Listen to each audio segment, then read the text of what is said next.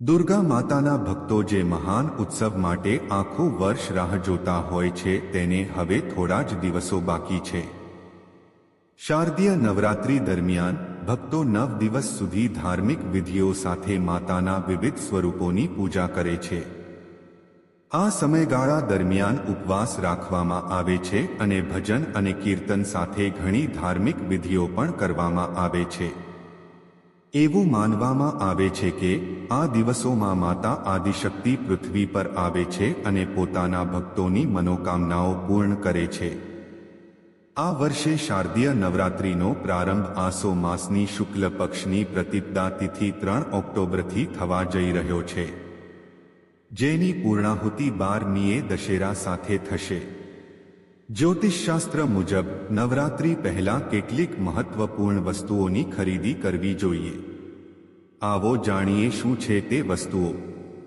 1. સિંદૂર। ઉલ્લેખનીય છે કે માં દુર્ગાની પૂજામાં સિંદૂરને ખૂબ મહત્વ આપવામાં આવે છે કારણ કે તેને સૌભાગ્ય અને ખુશીનું પ્રતીક માનવામાં આવે છે।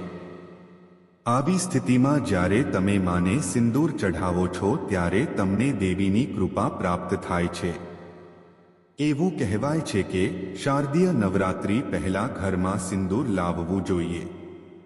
2. માની ચુનરી।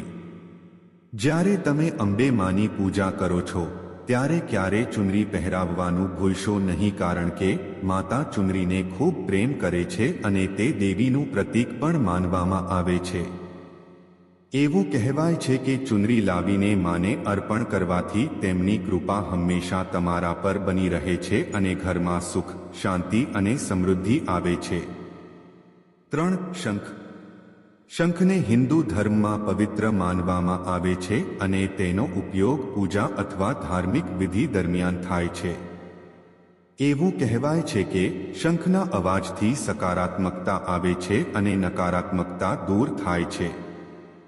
શંખને ભગવાન વિષ્ણુનું પ્રતીક માનવામાં આવે છે, તેમજ જ્યારે તમે તેને દેવીની પૂજામાં સામેલ કરો છો ત્યારે તે વધુ અસરકારક બને છે।